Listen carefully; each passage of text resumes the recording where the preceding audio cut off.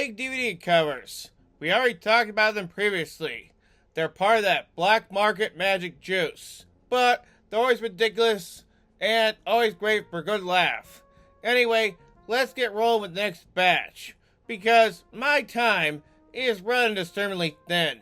Reminder, I don't approve of bootlegs. This is just for entertainment purposes. It's the dime store dollar brand version of Hot Fuzz that I'm sure is destined to be a preordained classic at the Walmart bargain bin, featuring the wrong name actors. How'd they even land on Ron Livingston and Michael Madsen anyway? Let the experts solve that one, who aren't even on the cover, and a really hot chick. Because, as an ancient scholar once said, sex sells. As for that title translation, boy, I really hope somebody got fired for that blunder. I didn't appreciate Ferris Bueller's Day Off until the Wayans brothers put their overdone Looney Tunes spin on it. Now I understand why it's an undisputed classic of the teenage genre. Those exquisite shrinking effects, la pista resistance. Are you suggesting that I'm not who I say I am? There's a lot about this that doesn't make any sense, including the writing, which reads, as a not-so-secret warning to anti-pirates everywhere. Werewolves smelling breeze? This is what happens when you apply a bit too much dandruff to your hair. The idea of skin-tight leather Kate Beckinsale going up against a clone of a skin-tight leather Kate Beckinsale is an intriguing proposition, but I think the best parts are the play-by impersonations of Kate Beckinsale and Scott Speedman. Oh, an old-fashioned stick in the heart. Adam Sandler, unquestionably at his best, as Will Smith's dog in I Am Legend. Woof. I see what's going on in here. With the way he's looking at her, I don't blame him for leaving that sovereign treasure behind. Also, thanks for emphasizing Alfred Moline's large and important role in Raiders of the Lost Ark. These bootleggers do my job better than I ever did. I should have mailed it to the Marx Brothers. Will you? Yeah, but can he speak foreign our languages? Come on, fabled son of God. Don't make me lose my faith in you too. Say, isn't this supposed to be an epic? How long is this anyway? Oh, it's a rather lean... You got time to spare? 'Cause I am definitely not sitting through all that. Move aside, Infinity War. You thought you had the greatest crossover ever? Nope. Fungus the Boogeyman is the name of a UK children's book that has been adapted before, though you wouldn't be able to tell it from this special interpretation starring Shrek's ugly cousin and featuring guest appearances by animated sprites from Over the Hedge and Monsters, Inc. The vague-looking Miguel from Coco Kid and the hog in the middle are taken from a 2006 German anime movie called Imby's Island. I think Langster is supposed to be holding a bell or a plunger. Don't ask me. This cover isn't begging to be pinned to the wall of an art museum. All I know is that that kid sticks around with that pig for too long, there's going to be some serious repercussions. What is Imby's Island anyway? Surely it must be a critically acclaimed family classic masterpiece.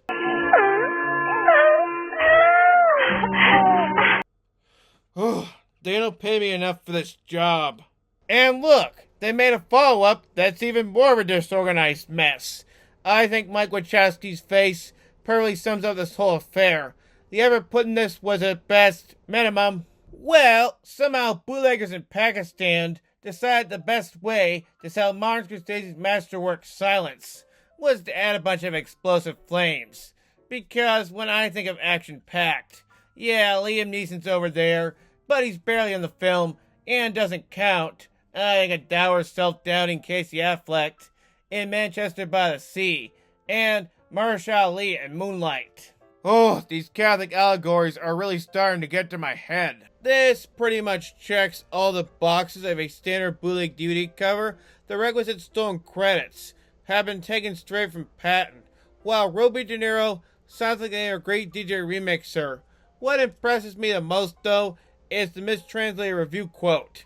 It includes dazzling set pieces, makes one wonder if they're watching the 1995 motion picture Heat, or an experimental expressionistic French art house film that probably features the guillotine. An interesting swerve, but you do what you do. What are you, stupid? When they said Snow White was supposed to be 13, they weren't kidding. Latinum edition? Well, when I think of Latinum, the first thing that comes to mind is... There's no latinum in these bricks. What? Someone's extracted all the latinum! This movie's a classic. This movie's terrible.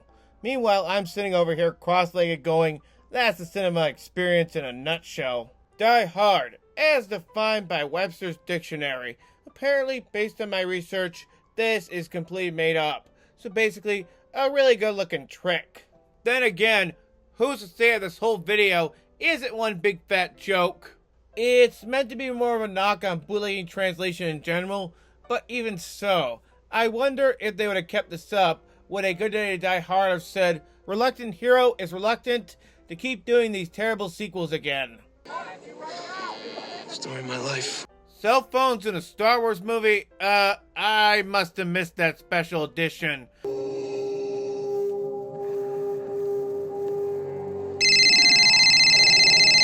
This cover combines the mighty forces of Star Wars, Jaws, Disney's A Kid with Bruce Willis, and translate gibberish.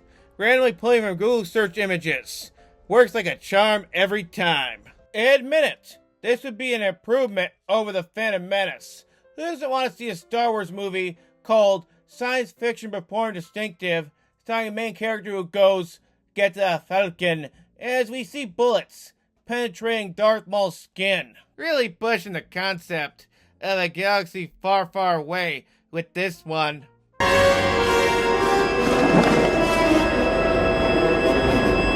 Stick around. So, let me get this straight. The written plot summary is from There's Something About Mary. The logo is MGM, the credits are from the movie Original Sin, and the special features are taken from What's the Worst That Could Happen. The best of all, Luke, our main character, is positioned on the bottom like he's an unimportant itsy-bitsy spider. Great! If we don't get one scene of Luke's peen getting unzipped, I'm going to be one seriously unhappy camper. You won't believe your eyes? Yeah, well, who died and crowned you king of misleading descriptions? Why does Pepe like tacos specifically? Why not Pepe like sausage or Pepe like poisonous cactus flower? The next time Tom Cruise is up for an Oscar nomination, Pepe Loves Tacos will assuredly not be on his resume. I hope I didn't lose my screaming teenage girl fan base over that comment. What? Weedy 4, the ultimate thrilling breakfast experience, featuring Jack Bauerotz. Side effects may include exploding gums and incessant chattering teeth. This is not a paid advertisement, we swear.